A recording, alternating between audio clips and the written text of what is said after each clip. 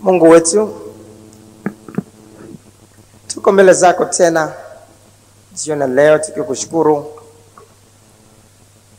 kwa jinsi ulivyotukusanya na kutupa neema ya kipekee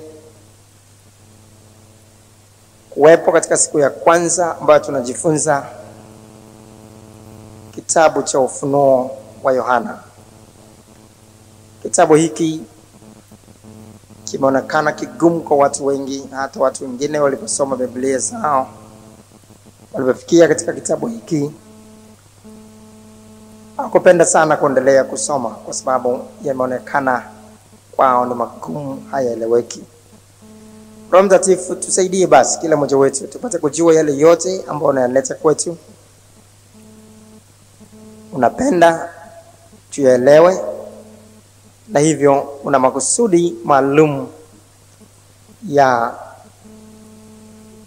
kuyaleta kwetu ili ipate kuwa faida kwetu. Msaidie basi kila mmoja wetu kwamba tangu mapema tutaweza kuyaelewa yale yote yaliyo katika kitabu hiki kwa lugha iliyo rahisi, hata ipate kuwa faida kwetu na kwa wengine, katika jina la Yesu. Asante Mungu wetu kwa sababu tumeomba na hivyo tumepokea kutoka kwako katika jina la Yesu. Amen. Vizuri sana. Leo tunaanza sasa kujifunza kitabu cha Ufunuo wa Yohana katika Biblia zetu.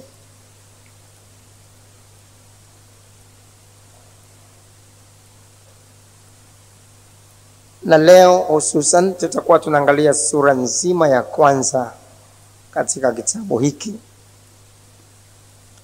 chini ya kichwa vinara vya taa 7 na ufunuo wa Yesu Kristo. Vinara vya taa 7 na ufunuo wa Yesu Kristo.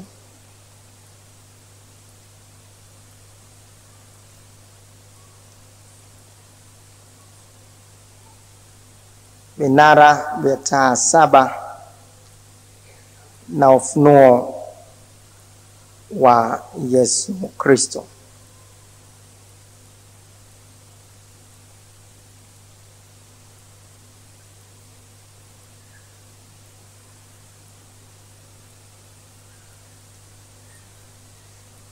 Tutakuwa tuna tafakari sura hii ya kwanza chini ya vipengele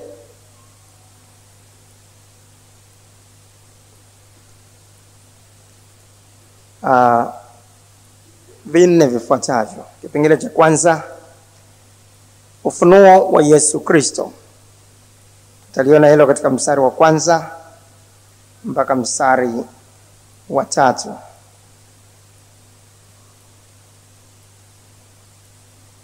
Ufunuo wa Yesu Kristo, mstari wa kwanza mpaka mstari wa 3.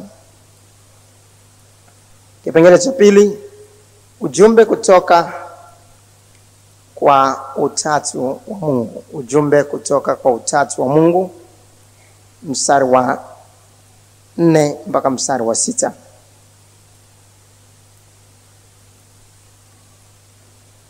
Kipengele cha 3, kuja kwa Yesu Kristo mara ya pili duniani. Kuja kwa Yesu Kristo mara ya pili duniani, mstari wa 7. Kuja kwa Yesu Kristo mara ya pili duniani, mstari wa 7. Kipengele cha 4 na cha mwisho, vinara vya taa 7 na ufunuo wa Yesu Kristo. Vinara vya taa 7 na ufunuo wa Yesu Kristo, mstari wa 8 mpaka mstari wa 20. Kipengele cha kwanza sasa, ufunuo wa Yesu Kristo, mstari wa kwanza mpaka mstari wa 3.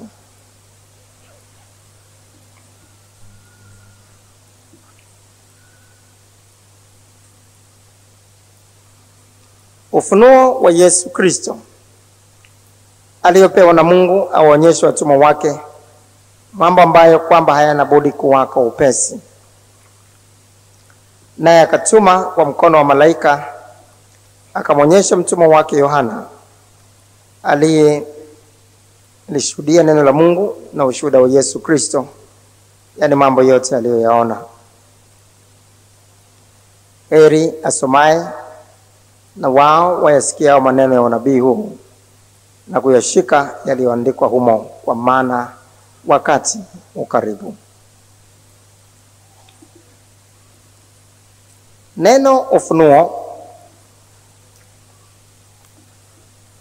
linatokana na neno la Kiyunani apocalypsis, APOKALUPSIS,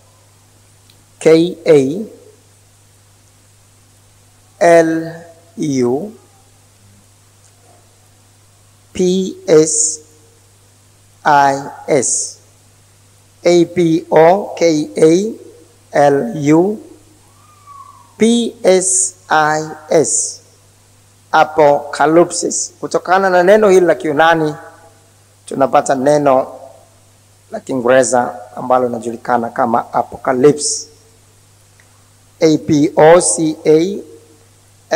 APOCALYPSE. Apocalypse limetokana sasa na neno hili la Kiyunani apocalypsis. Neno apocalypsis katika lugha ya Kiyunani ambalo linatafsiriwa ufunuo, maana yake kuondolewa kwa pazia, kuondolewa kwa pazia ili yaliyofichika yapate kuonekana. Kuondolewa kwa pazia ili yaliyofichika yapate kuonekana, au kufahamika au kueleweka vema. Kuondolewa kwa pazia ili yaliyofichwa yapate kuonekana au kufahamika au kueleweka vema. Pale ambapo hatuelewi vizuri mambo fulani, ni kama kuna pazia ambalo limeyaficha, hayaeleweki vizuri kwetu. Pale tunapokuwa sasa tunaelewa vizuri kwa wazi kabisa, inatajwa kwamba tumepata ufunuo.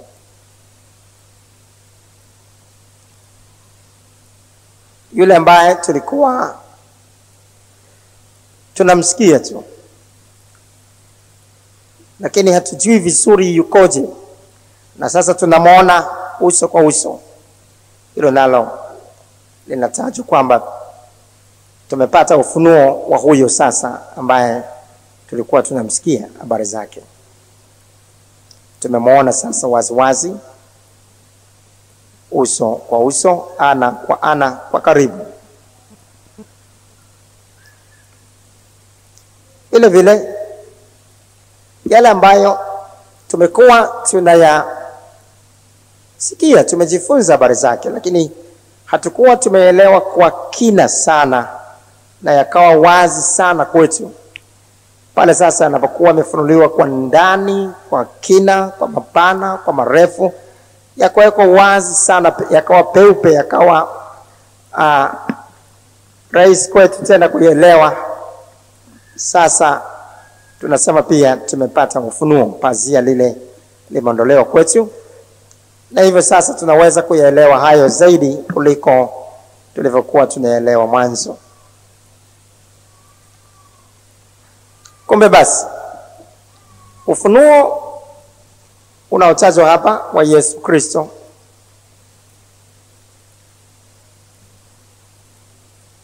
ambao alipewa na Mungu awaonyeshe watumwa wake, maana yake sio kumwonyesha tu Yohana, lakini kwa mkono wa malaika alimwonyesha mtumwa wake Yohana ili hatimaye sisi sote tupate kuyaona, tupate kufunuliwa, yapate kwa wazi kwetu. Kumbe makusudi ya Mungu ya kuleta kitabu cha Ufunuo Yohana kwetu sio kutuficha yaliyomo, lakini ni kuyaweka wazi kwetu ili tupate kuelewa kwa njia iliyo rahisi. Na anasema mambo haya ambayo yanaelezwa katika kitabu hiki hayana budi kuwako pesi, na ni heri yule anayeyasoma. Neno heri maana yake amebarikiwa, kutokana na lugha ya asili ya Kiyunani. Amebarikiwa yeye ambaye anayasoma na yeye ambaye atayasikia na kuyashika au kuyatendea kazi yale yaliyomo katika kitabu hiki, kwa maana wakati ukaribu. Kwa hiyo kimsingi yale ambayo tunafundishwa au tunafunuliwa katika kitabu hiki yana lengo la kutufanya tuwe tayari. Baada ya kuyajua, baada ya kuyafahamu, sasa yana lengo la kutufanya tuweze kuwa tayari. Maana yake tujiandae kwa ajili ya yale yajayo. Yasitukute bila ufahamu, yasitukute bila kujiandaa, yasitukute bila kufahamu yatakuja. Lakini kama tutakuwa tumeyafahamu mapema na kujua yatakuja, tutakuwa na nafasi nzuri zaidi ya kujiandaa. Kwa hiyo anasema heri yasomaye, amebarikiwa yeye anayesoma na kuyasikia maneno ya unabii huu, na tena kuyashika yaliyoandikwa humu na kujiweka tayari, kwa maana wakati ukaribu. Sasa yale yote yaliyoandikwa katika kitabu cha Ufunuo Yohana yanagawanywa kimsingi katika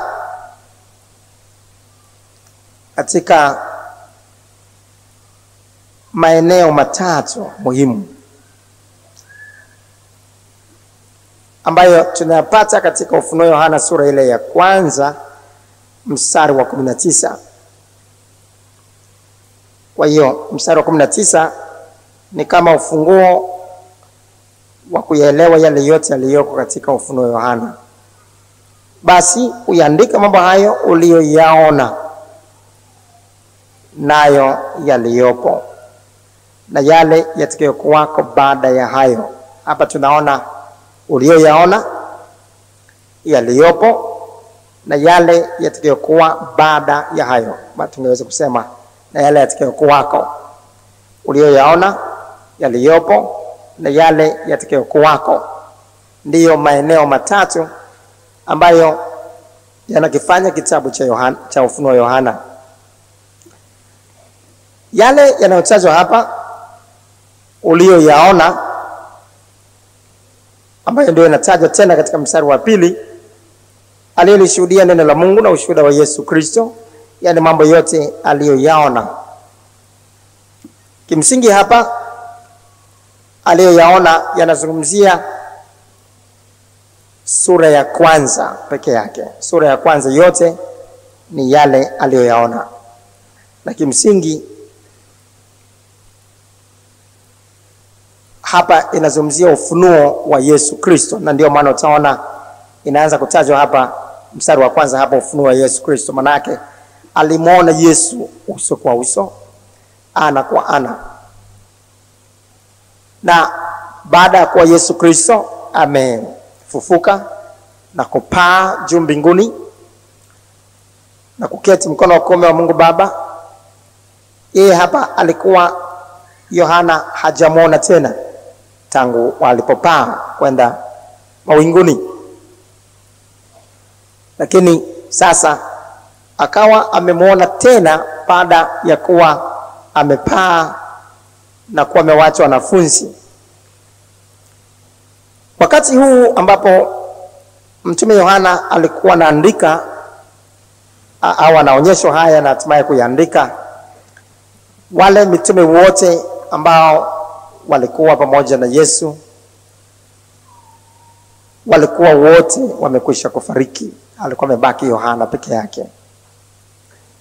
Wote walifariki kwa mateso mengi mazito, wengine kwa usulubisho miguu juu kichwa chini kama Petro, wengine vile vile kusulubishwa kaskazini mwa Afrika walipokuwa wamekuja kufanya huduma ya Injili. Wengine kati yao kama Tomaso, yeye alikuwa katika kupeleka Injili kule India, na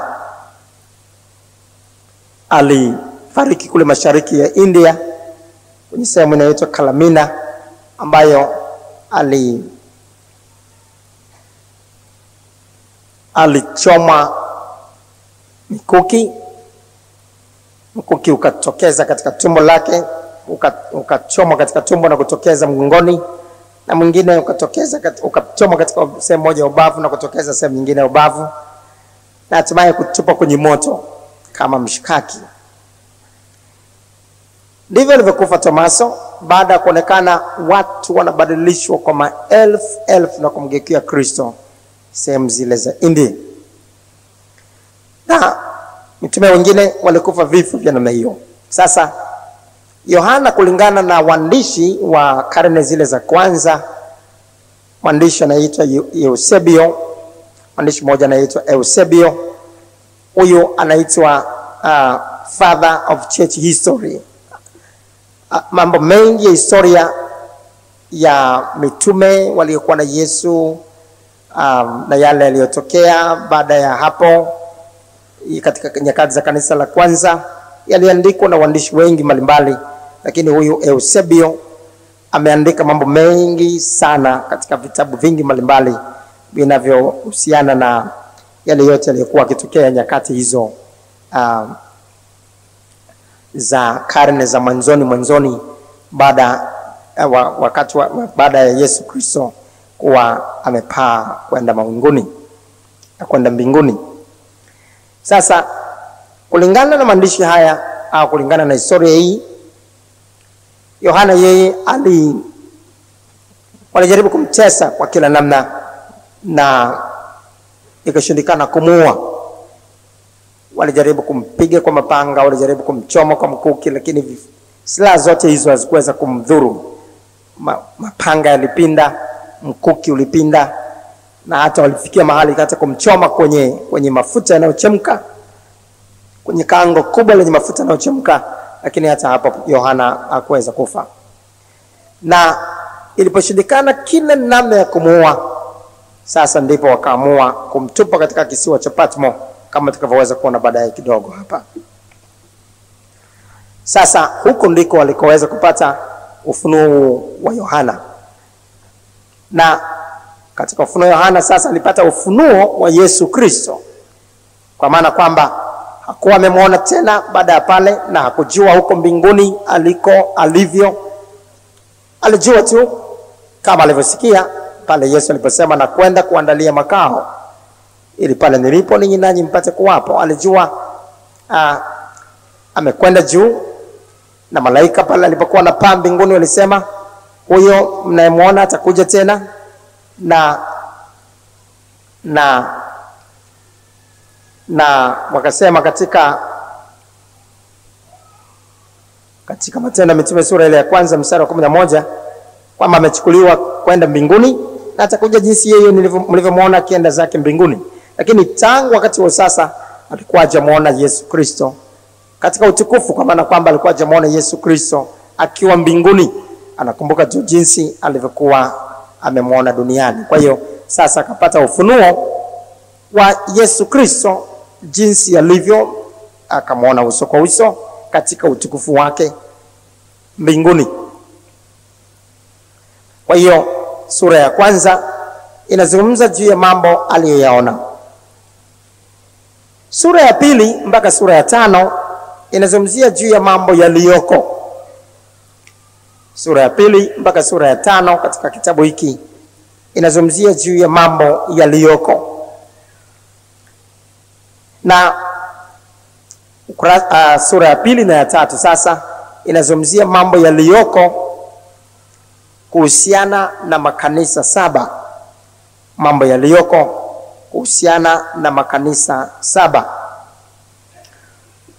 Makanisa haya 7 yanayotajwa katika sura ya 2 na ya 3 yalikuwepo nyakati hizi za kanisa la kwanza. Kwa ni makanisa yaliyokuwapo kabisa.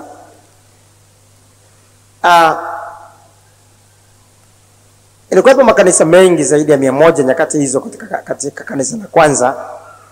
Lakini katika jimbo la Asia, kama tunavyoweza kuona katika mstari ule wa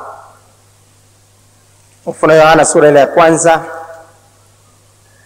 mstari wa 4, Biblia inasema, Yohana kwa yale makanisa 7 yaliyoko Asia. Hii Asia inayozungumza hapa ni Asia Minor au Asia ndogo, ambayo kwa sasa kwa ramani tulio nayo sasa hivi katika nyakati za sasa ni eneo hili ambalo sasa hivi kuna nchi ya Uturuki. Eneo hili ambalo sasa hivi kuna nchi ambayo inaitwa nchi ya Uturuki au Turkey, ndipo hapa ambapo lilikuwepo jimbo hili lilikuwa linajulikana kama Asia au Asia ndogo nyakati hizi za Biblia. Na katika hii Asia sasa kulikuwa na makanisa zaidi ya 100, lakini makanisa haya 7 yaliwakilisha makanisa mengine, kwa maana kwamba ndani ya jimbo hili la Asia ambalo lilikuwa ni jimbo katika himaya kubwa ya Rumi. Sasa katika jimbo sasa tungesema kama kwa lugha ya leo kwamba kulikuwa na wilaya 7 au mikoa 7, vyovyote vile ambavyo tungeweza kuzungumzia tu eneo tena chini ya eneo. Na katika kila mkoa au katika kila wilaya chini ya jimbo kubwa kulikuwa na jimbo kubwa la Asia, kulikuwa na makanisa mengi. Lakini makanisa yanayotajwa hapa yalikuwa katika miji ambayo kama leo tungeweza kuita mji wa wilaya au mji wa mkoa, ambayo yalikuwa ni miji ambayo ilikuwa na uzito wake katika jamii nyakati hizo. Na kwa hiyo tunapoona sasa juu ya Efeso, Smyrna, Pergamo, Thyatira, Sardi, Philadelphia, Laodikia, hii sasa ilikuwa ni miji ambayo ilikuwepo nyakati hizo kama leo ambayo tungeweza kuita miji ya wilaya au miji ya mikoa. Na chini yake sasa kulikuwa na makanisa mengi. Ni kama leo ambavyo tunaweza kusema katika kanisa letu la Full Gospel kwamba tuna majimbo, na katika kila jimbo kunakuwa na makanisa mengi, na kutakuwa na kanisa la jimboni, kanisa la wilayani, na mengine makanisa yanakuwa chini ya makanisa hayo. Ndivyo ilivyokuwa sasa hapa. Kutakuwa na kanisa ambalo liko Efeso, na yatakuwepo makanisa chini ya Efeso ambayo tabia zake yalikuwa fanana na hilo kanisa ambalo kwa namna moja au nyingine lilikuwa kama kanisa kiongozi. Na sasa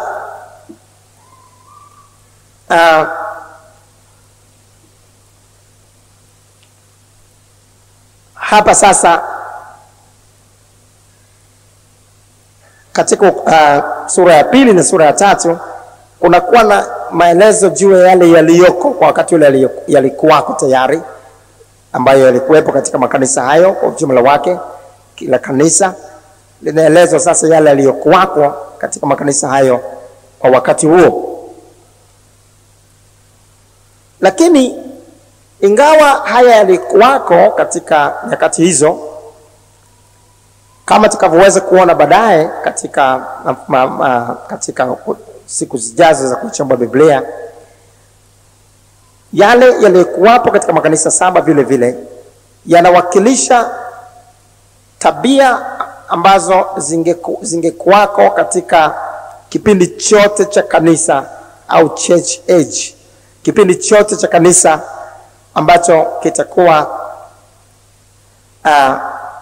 tangu wakati ule sasa wa kanisa la kwanza mpaka hivi sasa, kinagawanywa tena katika vipindi 7, ambavyo vipindi hivi 7 vinawakilishwa na tabia zilizokuwako katika makanisa haya 7. Kwa hiyo makanisa 7 yanawakilisha vile vile tabia za vipindi 7 katika kipindi tangu wakati ule wa kanisa la kwanza mpaka hivi sasa, ambavyo vipindi vya 7 tutaviona zaidi tena tutakapokuwa tukijifunza huko mbele. Kwa hiyo sura ya 2 na sura ya 3 inazungumzia yale yaliyoko sasa kwa nyakati wakati ule wa Yohana, yalikuwa yalitajwa hivyo yaliyoko, ambao leo sasa tunasema yaliyokuwako kuhusiana na makanisa 7. Alafu sura ile ya 4 na 5 yanazungumzia yaliyoko mbinguni. Sura ya 4 na 5 ni ufunuo wa yale yaliyoko mbinguni. Alafu yatakayokuwako sasa, yatakayokuwako ni sura ya 6 mpaka sura ya 22. Sura ya 6 mpaka sura ya 22 inazungumzia juu ya yatakayokuwako.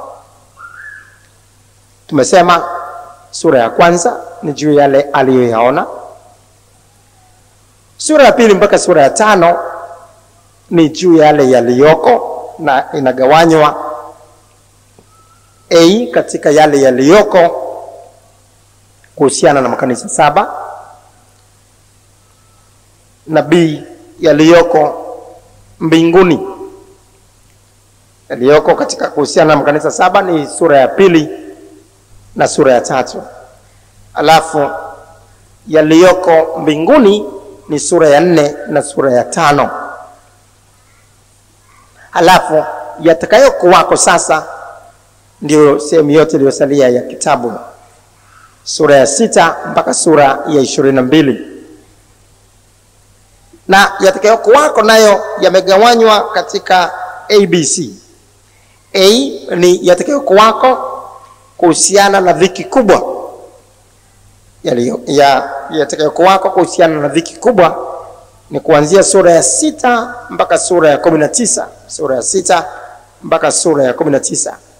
Hapo mwanzo Yesu Kristo alikuwa amewaambia wanafunzi wake juu ya dhiki kubwa. Akasema katika Mathayo sura ile ya 24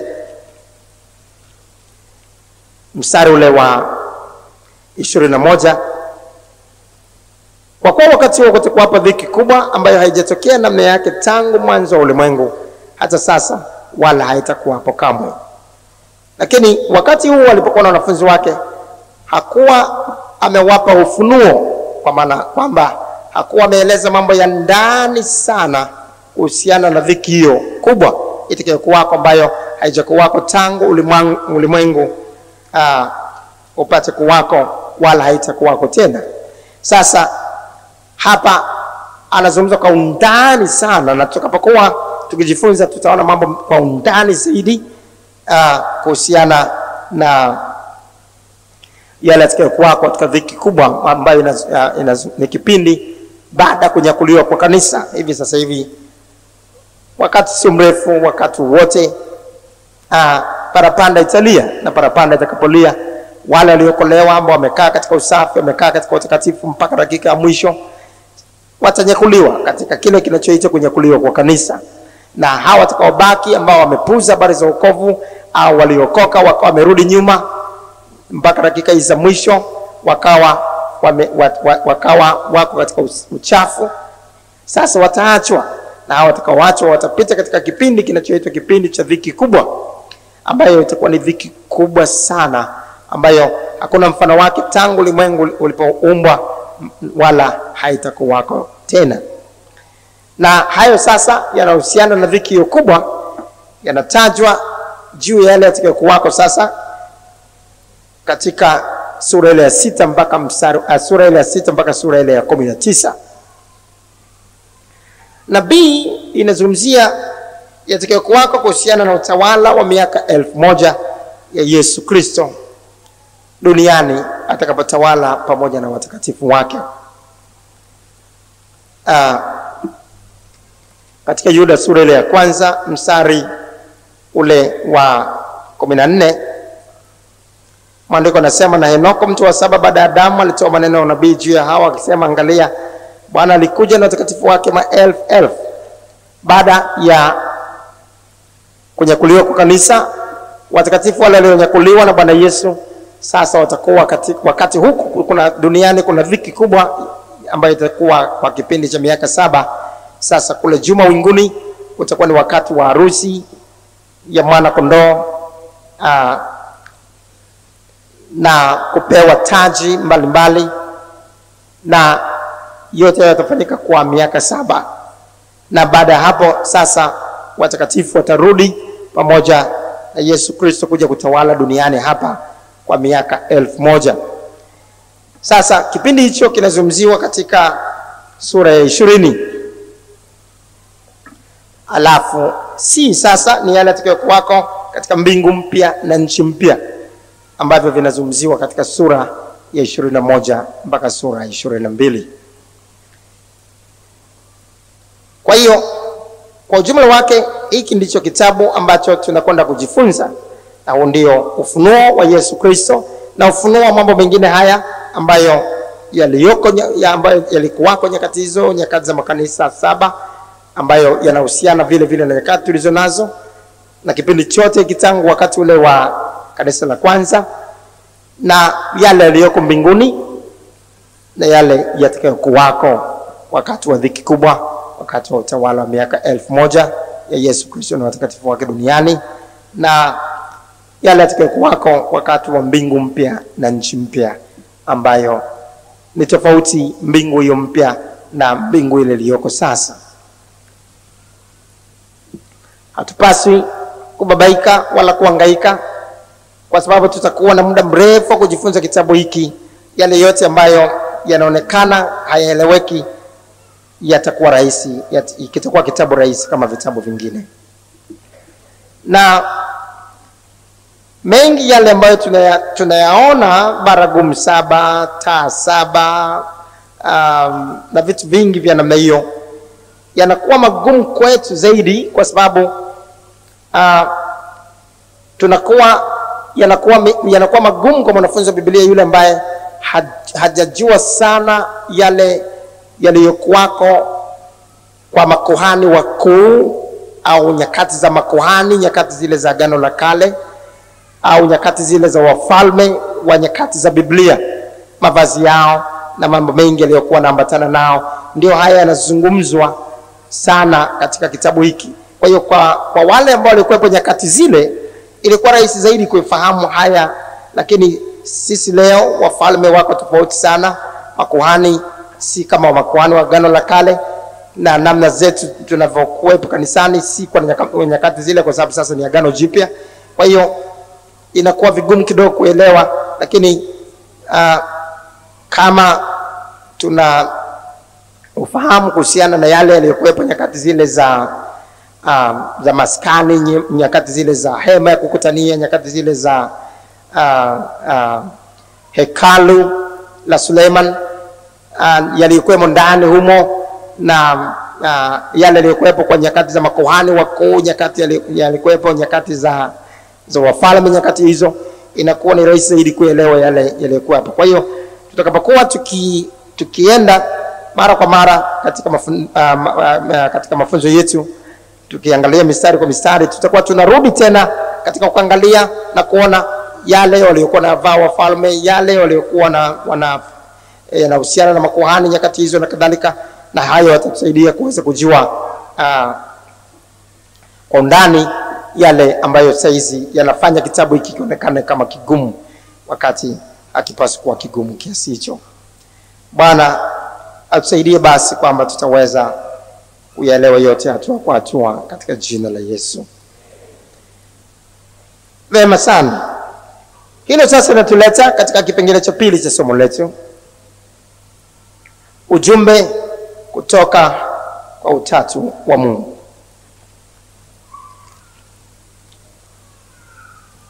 Mstari wa 4 mpaka wa 6 Yohana kwa ile makanisa 7 yaliyoko Asia.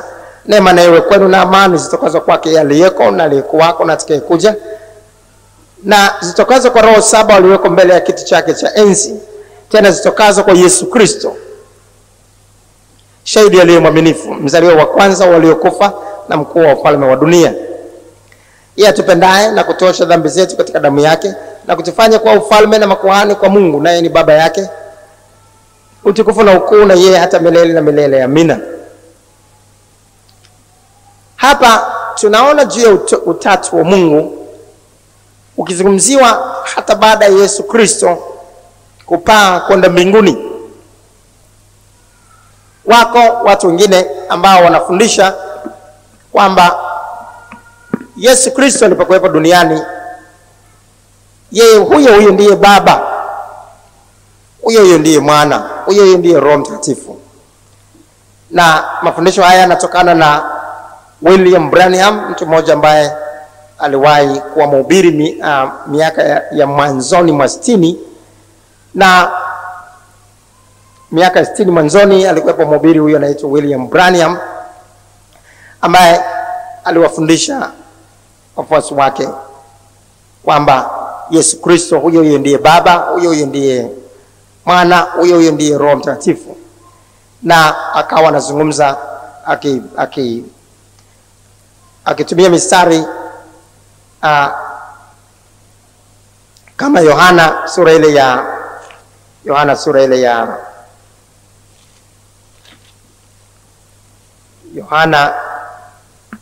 14 mstari wa 7 mpaka mstari wa 9. Kama mngalimjua mimi, mngalimjua na Baba. Tangu sasa mnamjua, tena mmemwona.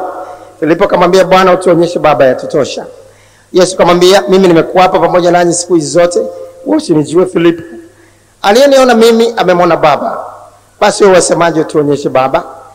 Usadiki kwamba mimi ni ndani ya Baba na Baba yu ndani yangu? Haya maneno niwaambiayo mimi siyasemi kwa shauri langu, lakini Baba akae ndani yangu zifanya kazi zake. Hapa tumesoma mpaka mstari wa 10. Sasa hapa hawa wanaokuwa wanafundisha kutokana na mafundisho ya William Branham wanazungumzia kwamba Yesu hapa alisema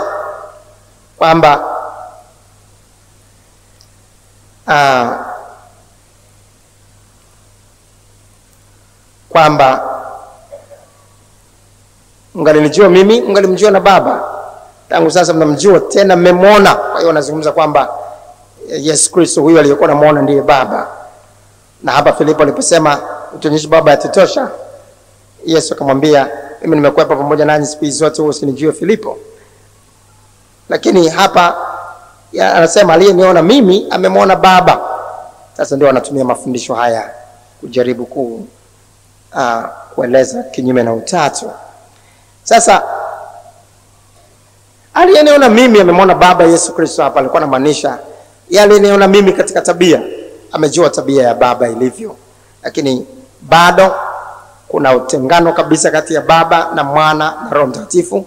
Kuna utatu kabisa kwa Mungu ambao unathibitishwa katika maandiko mengi ambayo hatuna muda wa kuweza kuangalia yote kwa ujumla wake. Lakini tangu katika Mwanzo sura ya 1 mstari wa 26 utaona inatajwa hapa, Mungu akasema na tufanye mtu kwa mfano wetu. Mungu mmoja akasema, lakini inatajwa hapa na tufanye mtu kwa mfano wetu, sio mfano wangu. Hiyo wetu sasa inazungumzia utatu wa Mungu kwa sura yetu. Unaweza kuona Mungu akasema, Mungu mmoja, lakini na tufanye mtu kwa mfano wetu, kwa sura yetu. Sasa hapa tena katika Ufunuo Yohana, hata baada ya Yesu Kristo kuwa amepaa, bado inatajwa, inamtenganisha Yesu na Baba, ambaye anatajwa hapa Mungu ni Mungu Baba, na inamtenganisha na Roho Mtakatifu. Ufunuo Yohana sura ya kwanza mstari ule wa kwanza, ufunuo Yesu Kristo aliopewa na Mungu. Unaweza kuona Yesu Kristo, ufunuo Yesu Kristo aliopewa na Mungu. Maana hapa sio tu inazungumzia juu ya ufunuo wa Yesu Kristo kama alivyoonekana ana kwa ana, lakini yale yote ambayo yalifunuliwa na Yesu Kristo mwenyewe baada ya kuonekana ndiyo yanayotajwa. Lakini inatajwa kwamba aliopewa na Mungu, aliopewa na Mungu Baba. Kwa namna ile ile alivyokuwa anazungumza Yesu Kristo alipokuwa duniani, bado inatajwa hivyo mpaka alipokuwa juu mbinguni. Na hapa sasa katika mstari ule wa 4 mpaka wa 6 inawekwa wazi zaidi. Yohana kwa wale makanisa 7 aliyoko Asia, neema na iwe kwenu na amani zitokazo kwake yeye aliyeko na aliyeko wako na atakayekuja. Aliyeko wako na atakayekuja inamzungumzia sasa mimi niko ambaye niko. Aliyeko na aliyeko wako na atakayekuja, maana yake ni hiyo, mimi niko ambaye niko. Na kimsingi hapa namtaja Mungu Baba. Na zitokazo kwa roho 7 walioko mbele ya kiti chake cha enzi. Roho 7 hapa zinamzungumzia Roho Mtakatifu.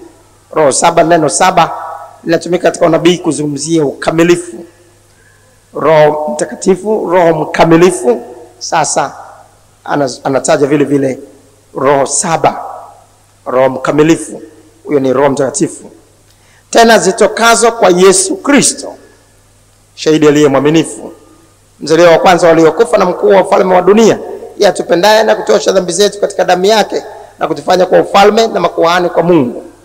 Naye ni baba yake, utukufu na ukuu na yeye hata milele na milele. Amina. Hapa anazungumzia sasa Yesu Kristo, huyo ambaye alimwaga damu yake kwa ajili yetu hata akatufanya kwa ufalme na makuhani kwa Mungu, na tukapatanishwa na Mungu. Na tena sasa tuna neno la upatanisho ambalo tunaweza kuwapatanisha watu na Mungu wao, na hivyo tumekuwa makuhani kwa jinsi tunapowashuhudia watu na kuwapatanisha na Mungu. Kazi hiyo ilikuwa inafanywa na makuhani peke yao nyakati hizo za Agano la Kale, ambayo sasa inafanywa na kila mtu aliyeokolewa. Tena tumefanyika ufalme kwa sababu tumekuwa ni watoto wa mfalme, na hivyo tumekuwa ufalme na tutatawala pamoja na Yesu Kristo katika utawala wa miaka 1000 ambao tumeugusia. Kwa hiyo hapa inamzungumzia niko ambaye niko, Mungu Baba, alafu roho 7, Roho mkamilifu, Roho Mtakatifu, Yesu Kristo tena. Na hili sasa linazungumzia juu ya utatu wa Mungu hata baada ya Yesu Kristo kuwa analeta ufunuo kutoka mbinguni. Bado Baba, Mwana, Roho Mtakatifu wanaendelea kutenganishwa hata huko juu mbinguni. Kumbe utatu unadhihirisha waziwazi kwamba hata huko kule juu mbinguni na pamoja na Yesu Kristo kwa amepaa, kama angekuwa yeye mwenyewe ndio Baba, kule kusingekuwa na utengano tena.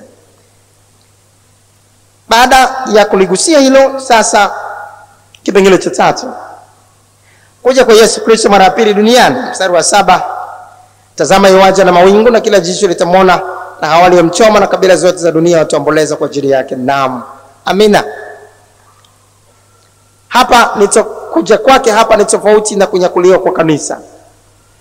Kuja mara ya pili kwa Yesu Kristo duniani kutafanyika baada ya harusi ya mwana kondoo na kupewa kwa taji ambako kutakuwa kwa miaka 7 kule juu mawinguni. Sasa tutakapokuwa tunakuja tunarudi na Yesu Kristo hapa duniani, atatua katika mlima wa Mizeituni na anakuja pamoja na watakatifu wake. Sasa hapa ndipo kila jicho litamwona, na hawa waliomchoma, yani wana wa Israeli waliomsulubisha, waliomchoma kwa mkuki, na wote kabila zote za dunia wataomboleza kwa ajili yake. Hapa ndio kila jicho litamwona. Lakini wakati wa kunyakuliwa kwa kanisa sio kila jicho litamwona, hapana, kwa sababu atakuwa mawinguni, tarumbeta itakapolia, waliopo sasa watapaishwa kwenda juu mbinguni. Na hilo litakuwa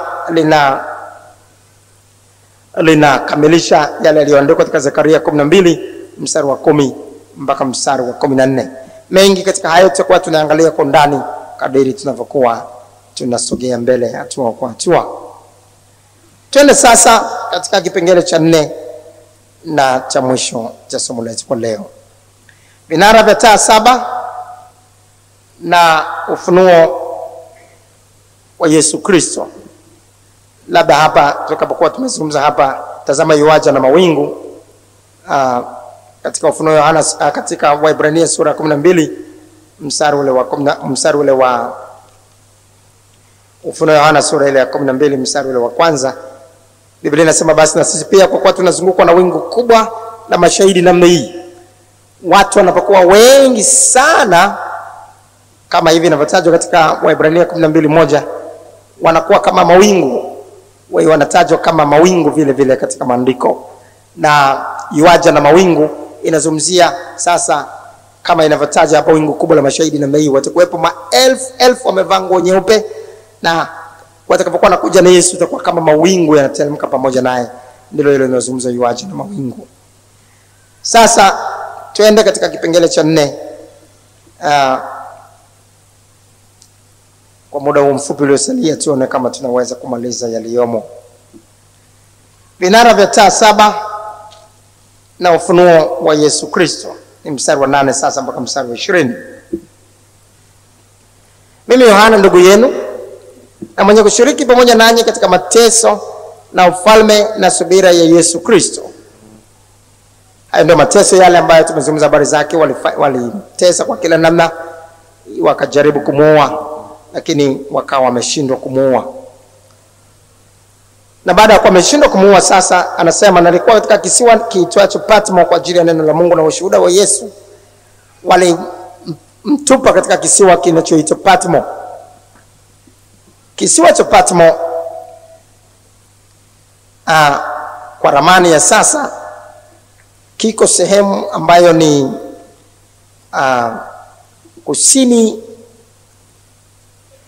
kusini magharibi mwa Uturuki, kusini magharibi mwa Efeso, kusini magharibi mwa Efeso. Ni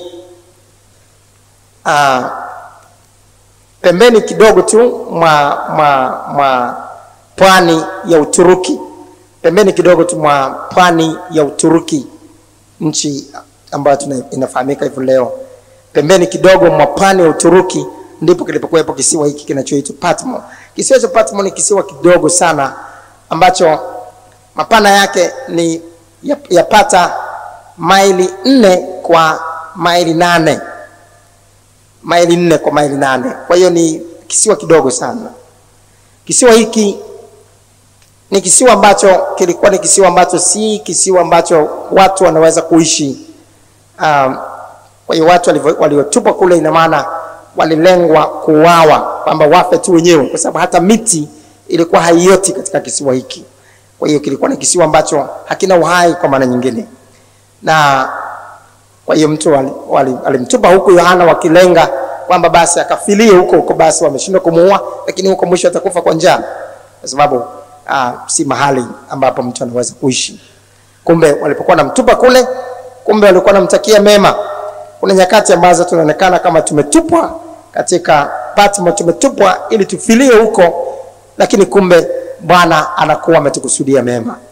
Ni kama Yusufu alivyouzwa utumwani, ikaonekana kama ametupwa huko aweze kumalizikia huko. Kumbe katika utumwa huko hatimaye akaonekana ndio anakwenda sasa gerezani kufungwa, na alifungwa kule miaka 12 gerezani kulingana na historia. Lakini kumbe hatimaye ndipo alipokuwa anakwenda kuinuliwa sana, na hata kuwa mtu mkubwa katika nchi ya Misri, waziri mkuu kwa lugha ya sasa katika nchi ya Misri. Na kumbe tunaweza tukaonekana kwamba mambo yetu yanakwenda kuharibika kabisa, na maadui wametukusudia kututenda mabaya, wanaona ndio wanatumaliza. Kumbe katika mpango wa Mungu hayo amekusudia kuyageuza kwa mema kwetu, ili tuweze kubarikiwa, tuweze kufanikiwa kwa mafanikio makubwa zaidi kuliko anapofikiria. Na ndivyo ilivyotokea kwa Yohana. Wanamtupa huko kwamba ndio akamalizikie huko, lakini kumbe ndipo wanapokwenda kupata ufunuo wa ajabu na kuonyesha mambo makubwa magumu asiyo yajua. Bwana atusaidie kwamba hata pale tunapokuwa maadui wametutelekeza, wametutupa mahali kama watumalize kabisa, tuwe na subira aliyokuwa nayo Yohana, tutaona mambo makubwa kutoka kwa Bwana katika jina la Yesu.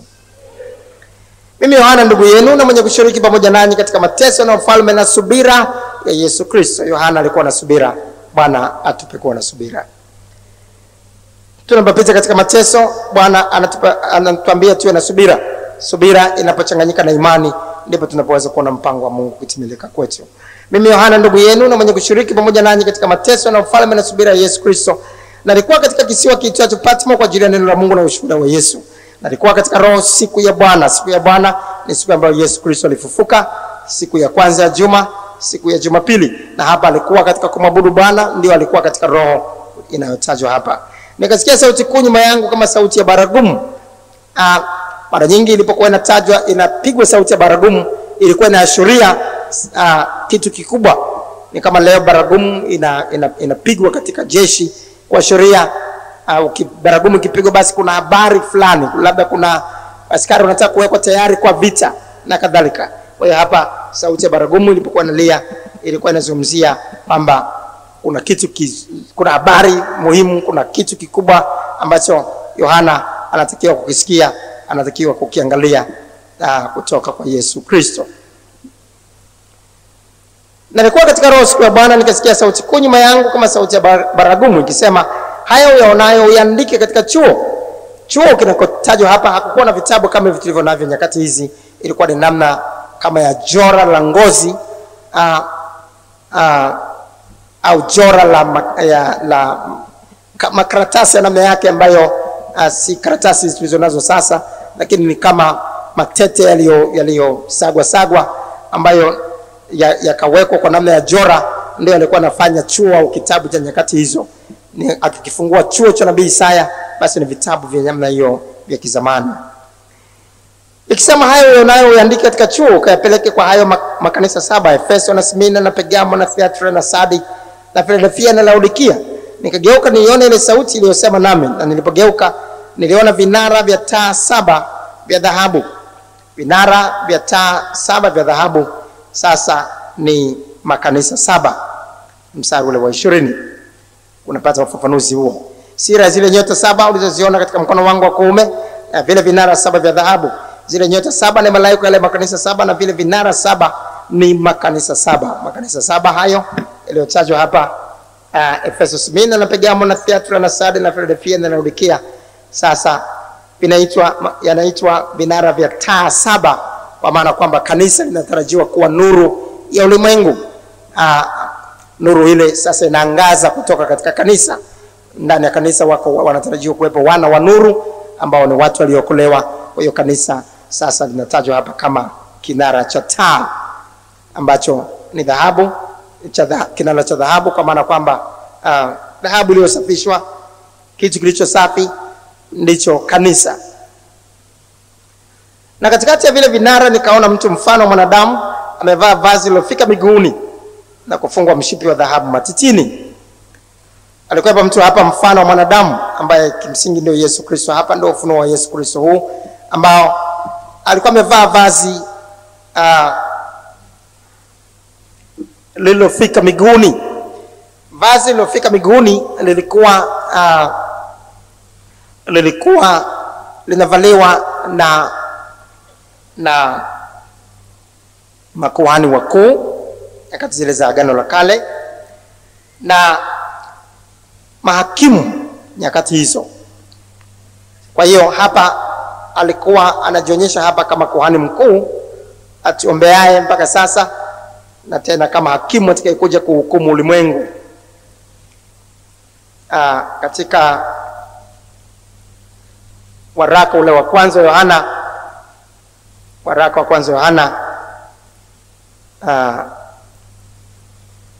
sura ya 2 mstari wa 1, watoto wangu wadogo na waandikia haya ili kwamba msitende dhambi, na kama mtu akitenda dhambi tunaye mwombezi kwa Baba, Yesu Kristo mwenye haki. Mwombezi kwa Baba tuombea. Sasa ina maana yeye inatajwa hapo katika mstari wa 2 pia kwamba ni upatanisho kwa ajili ya dhambi zetu, na upatanisho ulikuwa unafanywa na kuhani mkuu. Hapa inamzungumzia Yesu Kristo kama anayetupatanisha na Baba kwa ajili ya dhambi zetu. na vile vile hakimu atakayekuja kuhukumu ulimwengu. Kwa hiyo hapa alitokea kama kuhani mkuu anayetupatanisha na Baba kama tukitubu dhambi zetu, lakini atakayekuja kama hakimu katika haya tutakayokwenda kuyaona mbeleni. Sasa muda wetu leo kidogo umetupiga kumbo mapema, hatuwezi kwenda sana baada ya hapa, lakini tutaanza hapo, tutatokea hapo tutakapokuwa kwa neema ya Mungu tukamwanza kujifunza Jumatano ijayo, na tutaona haya yanayotajwa hapa juu ya macho kama mwali wa moto, shaba iliyosuguliwa, sauti ya maji mengi, nyota 7, upanga mkali unaotoka kinywani mwake Yesu Kristo, na ufunguo wa mauti na kuzimu na kadhalika. Alafu tutatokea hapo kuendelea.